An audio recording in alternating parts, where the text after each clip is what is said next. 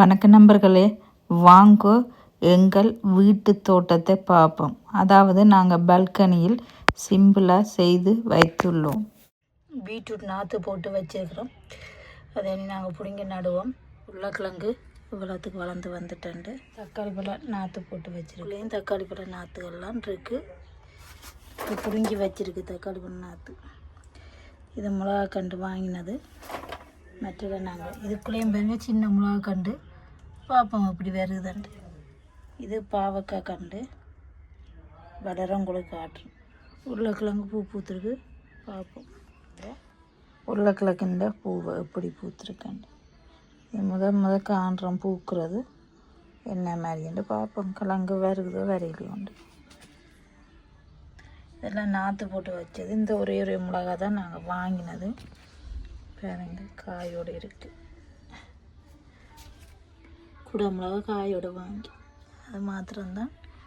இதென்ன மற்ற தக்காளி மரம் நாங்களாக போட்டு நெட்டில் போட்டது. மோஷோ பீட்ரூட் அதுவும் நாங்கள் நெட்டெலாம் போட்டிருக்கு. பார்ப்போம் அப்படி வருதாண்டு. இப்போ அங்கே இப்போ எவ்வளோ பூ பூத்துருக்காண்டு. உருளைக்கிழங்குல பூ பூக்கிறது இப்போ தான் எனக்கே தெரியும். நாங்கள் பீட்ரூட் கண்டை நாங்கள் இதில் இது வச்சுருங்க. சாப்பாட்டுக்கு இங்கே போடுறது இது. இதை எடுத்து நாங்கள் இதுக்குள்ளே போடுவோம்.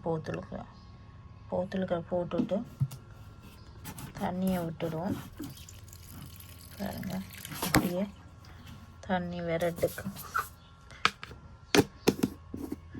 அதே போல் நான் இஞ்சாறு ஒரு போத்தில் வச்சுக்கிறேன். பாருங்க கிழங்குக்குள்ளே ஒரு போத்தில் வச்சுக்கிறேன்.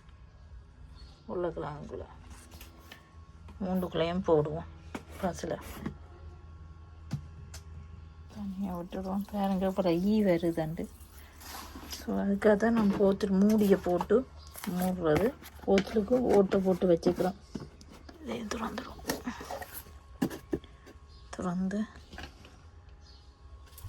பசலை போடுவோம்.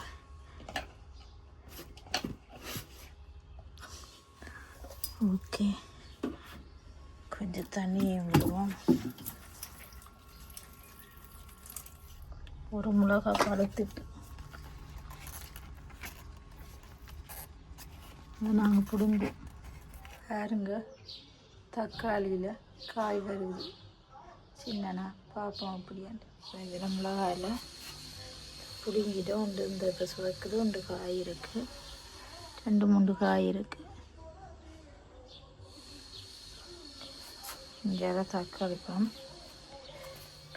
பீட்ரூட்டு எப்படி வருது காய்க்கு வரியாக பார்ப்போம். உங்களுக்கு அது பாவக்கொடியாண்டு வச்சது அது வித்தியாசம் வருது பார்ப்போம். அது வந்திருக்கு தெரியல.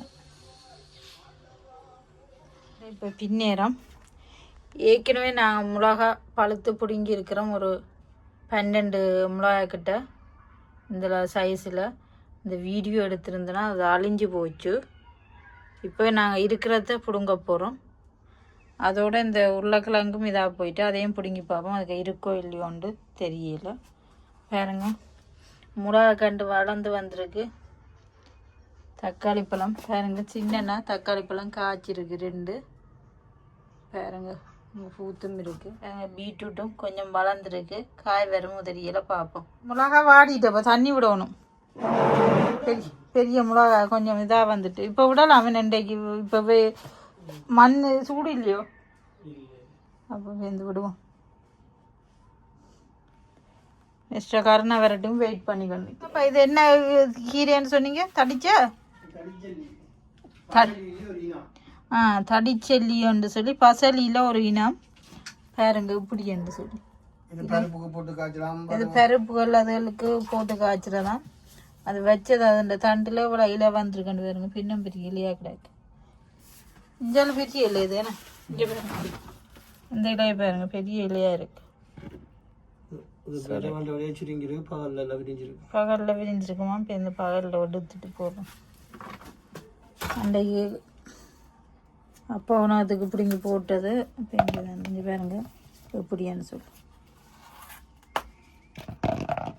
2 இன்றைக்கு 3 பிடிங்கியாச்சு. ஸோ அது கூட கட்டுங்க காய் கூட கொண்டு வச்சுருக்கோம். இப்போ உருளைக்கிழங்கு பிடுங்குவோம். வருது கிழங்கு பார்த்து உருளைக்கிழங்கு இங்கே பாருங்க சின்னனா வந்திருக்கு. ஆனால் நான் காப்பங்கு வச்சேன்னா பரவாயில்ல. ஏன்னா சரி எடுங்க. அந்த உங்கள்கிட்ட ரோஸ் கலர் தான் வச்சேண்ணா. இதுக்கு பேர் டிசிரிக்கிறாங்க. இது ரெஞ்சளவுக்கு போடுங்க. நான் எடுத்து பாருங்க சின்னனா வந்திருக்கு.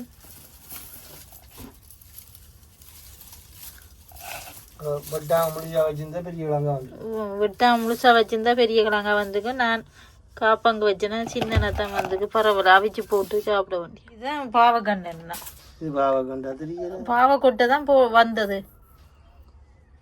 பாவம் என்னன்னு சொல்லு பாருங்க. இவ்வளவு எடுத்துருக்குறோம். பரவாயில்ல சும்மா வச்சு அது வந்திருக்கு. உருளைக்கிழங்கு இது சிவத்த உருளைக்கிழங்குண்ணா. இன்றைக்கி நாங்கள் பசலை கொஞ்சம் பிடுங்க போகிறோம். பருப்புக்கு போட இப்படி வந்திருக்கேன். இந்த சட்டிக்குள்ளே பிடுங்குவோம்.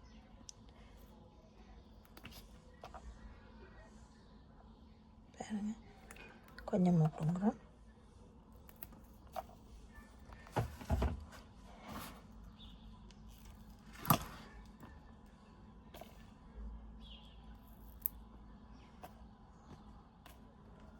பருப்பு போட ஓகே இருக்கும். அதெல்லாம் நாங்கள் பிடிங்கி பருப்பு போடுவோம். காணுமண்டி நினைக்கிறோம்.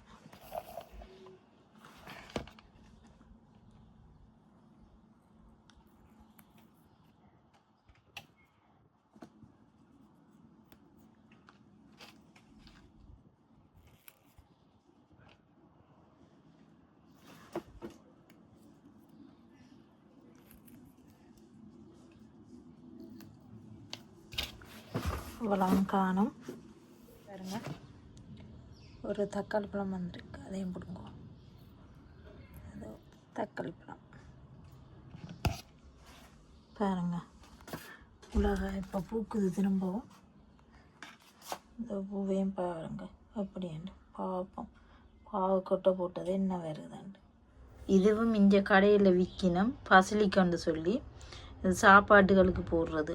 அதாவது நார்மலாக அந்த நூடிஸ் அதுகளுக்கு மேலுக்கு போடுவினம். இத்தாலியாக்கண்டு அந்த நூடிஸ் அதுகளுக்கு. ஆனால் சாப்பாடு அதுகளுக்கு மேலே இது ஒரு இலையாக வைப்பினோம்.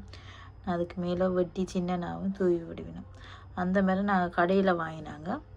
அதையும் நாங்கள் இப்போ ஒரு பெரிய சட்டிக்குள்ளே எடுத்து வச்சுக்கிறோம். இதுக்கு அந்த பூச்சிகள் அதுகள் வராதுன்னு சொல்கிற விலையானதுகள். ஆனால் அந்த ஒரு வாசம் இப்போ பசலிக்கண்டு தான் சொல்கிறது. பாருங்க நாங்கள் இப்போ தண்ணி விட்டுருக்குறோம். ஸோ பாருங்கள் சின்ன சின்னனா மிளகாய் எல்லாம் காய்க்குது. ஸோ மிளகா ஏற்கனவே நாங்கள் பிடுங்கி இருக்கிறோம். இப்போ திரும்ப வருகுது சின்ன சின்னனா. நீ பாருங்க உண்டு இதாக வந்துட்டு நீ பழுக்க போகுது. ஒரு சைஸான காய் தான். சரி அதை வீட்டில் சின்ன சட்டிகளுக்களை வச்சுக்கிறபடியாக அவ்வளோதான் இதான்ட்டு. தக்காளி மரம் பாருங்க. பீட்ரூட்டை எப்படி இருக்கு. அந்த பீட்ரூட் பெருசாக இலையெல்லாம் வந்திருக்கு. காய் வரையில் வெளியில் பார்ப்போம். இதில் தான் காய். இது சின்ன தக்காளி பழம் சாப்பிட்ற சும்மான்னு நினைக்கிறேன். ஏற்கனவே ஒன்று வெட்டி பிடுங்கி ஒன்றை சும்மா சாப்பிட்னா நல்ல டேஸ்ட்டாக இருந்தது.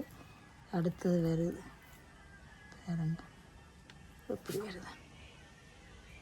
பூவெல்லாம் பூத்துருக்கு பாருங்க. சின்ன சின்ன காய்ச்சிருக்கு. ஸோ